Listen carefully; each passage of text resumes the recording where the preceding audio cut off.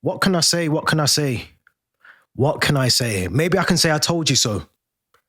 Maybe I can say I told you so. Maybe I can say the better team got the point. One thing I can say is that Maresca, as I said at the start of this, tinkered with the squad way too much. Way too much. And we struggled. We struggled to break down a Brentford squad that was going to be challenging, difficult, hard, intense. And the performances just weren't there from the players that started that game for us. I said before kickoff, Christopher Nkunku had to have probably one of the games of the season. I don't know what's happened to Nkunku, but the fall off is real now. The fall off from Nkunku is a concern, because in that first half, I don't know what he did. I really don't know what he done in that first half. He just looked poor. It didn't look like he had the creativity to go forward with the ball. Didn't look like he was able to make anything happen. Enzo Fernandez was trying his best to make sure that the ball was being received to Nkunku, but he didn't do anything with it. His back's against the goal more time than not. Frustration, absolute frustration from a player that we expected so much from and has provided so little. And that is the worry. When we look back at those chances in the game, and we'll talk about Nicholas Jackson in a minute, but when you think back to the amount of times we're going to try and defend Christopher Nkunku, time is running out for Christopher Nkunku now. We have to be honest. Christopher Nkunku has had too many chances. The only thing I'll say about Christopher Nkunku is he hasn't been given an opportunity to play in a role that I think, and a lot of other fans will say, will suit Christopher Nkunku, and that is in the number 10. I said before kickoff, the changes that we made were too much. You don't need to make that many changes, because what you're going to do is disrupt the good positive response that you got from the back of an international period, winning at Spurs. Then you're swapping and changing things, and then you're expecting that team to give you the same, or if not a better result than what you get at Spurs. Swapping and changing a team ain't going to work. It just isn't going to work. Let's talk about the lineup. The lineup we went with was, as I said before kickoff, I said we should have kept it very, very, very similar to Spurs. But we went with Sanchez in goal.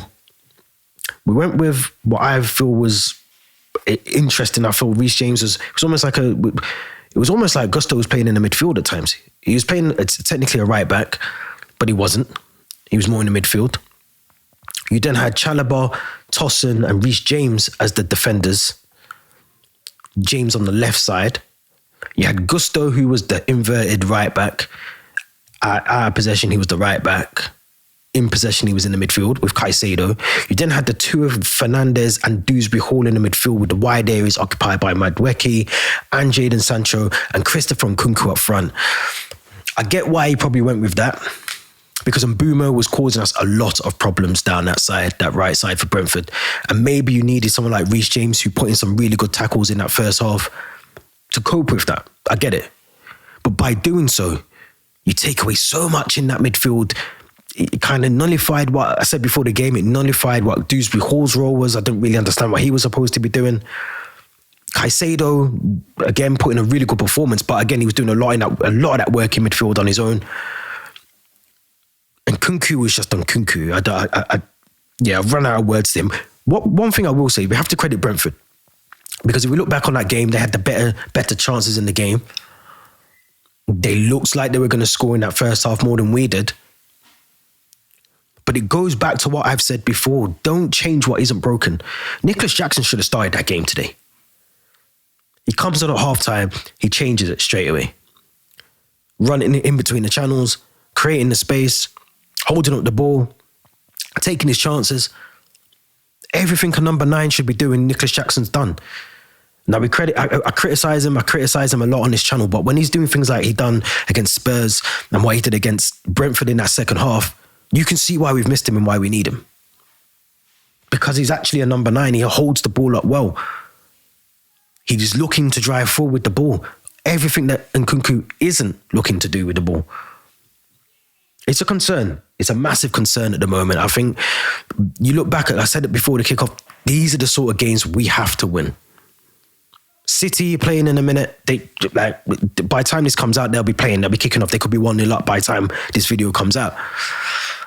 But we can't play these sort of games and then think we're going to win with the team that we put out today.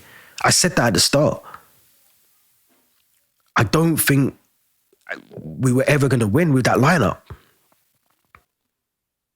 Arguably for me today, and I can't believe I'm saying this, but for me, Robert Sanchez was probably one of our best players, could be man of the match. Pulled off some really good saves, really, really good saves. And, you know, we criticize him a lot on this channel, but he pulled off some brilliant saves today. He pulled off a brilliant save against Spurs on Thursday, but it seems like he's slowly gaining confidence in goal.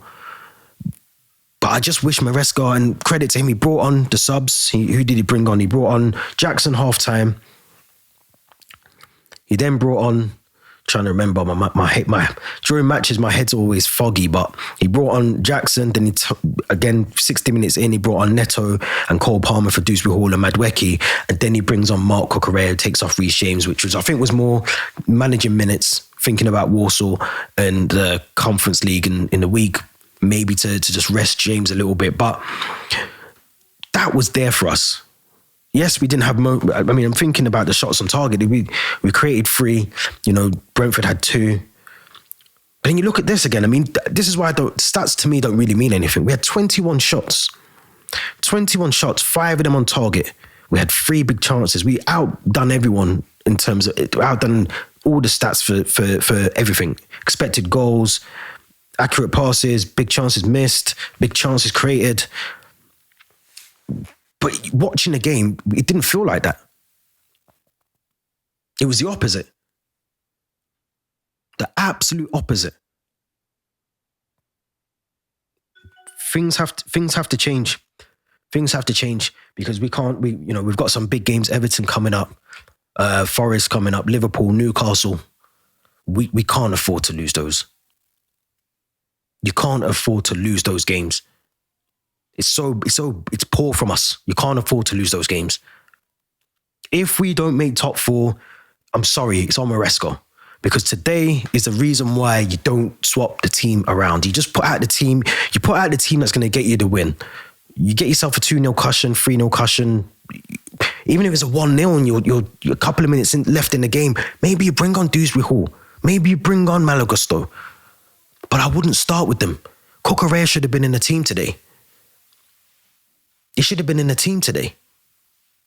Levi Colwell should have been in the team today. Nicholas Jackson should have started the game today. So many chances that we would have potentially got over the line. We would have created more chances and maybe converted one of those shots. But we didn't do it. It's unfortunate. One thing I will say, Jadon Sancho, again, for me, another poor performance from him.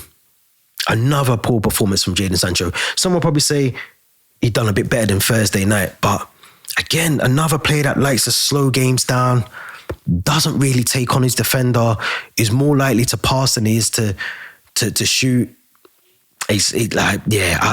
Look, if someone said 25 million to me the other day, would I take him? I'd take the 5 mil hit. I'd send him back to United because I don't think he's good enough to be at Chelsea next season. I haven't seen anything from Jadon Sancho that's made me think, you know what, we need to keep someone like him at the club. We've got Tariq George coming in. We've got so many players on our books right now. We still don't know what's happening with Michaela Mudryk. We honestly don't need Jadon Sancho at this club. Today proved it. Thursday proved it, actually. But today solidified it for me. Jadon Sancho is not to the standards that we need at this club. Don't know what else I can say about that. It was a pretty boring game, if I'm honest. Credit to Brentford. They looked like they were likely going to score at the end. You know, the last 10 minutes, I don't know how Van der Berg didn't score that goal. You know, free header, heads it down. You know, Sanchez then pulls off another save after that as well. I think it was from Wissa or Mbumo. Brentford were there. They should, to be fair, Brentford would be more pissed off than we are because they actually should have won that game. Forget all the stats, forget all that stuff. They should have won that game today, if we're being honest. It's a hard one to take, Chelsea fans. It's a hard one to take, but yeah, things have got to step. We've got to step things up. And not just in the Conference League. I'm talking about the Premier League. We've got to set things up in the Premier League because we can't afford... I said it before the game. I'm going to say it again. We can't afford to not be in that Champions League next season. If we can get in there, if we don't get sanctioned or hit with a massive suspension from UEFA. But if we can get in there, we have to get in there. We can't afford to not be in it. It's crazy times at Chelsea. Let me know what you think in the comments. Don't forget to subscribe. We're on the road to 800 subscribers. Let's try and hit that before we play Lechia Warsaw on Thursday. 800 subscribers. So if you haven't done so already, smash that subscribe button. Leave your thoughts in the comments. Don't forget to like this video, and we'll be back soon with another video. Enjoy the week when you get to it.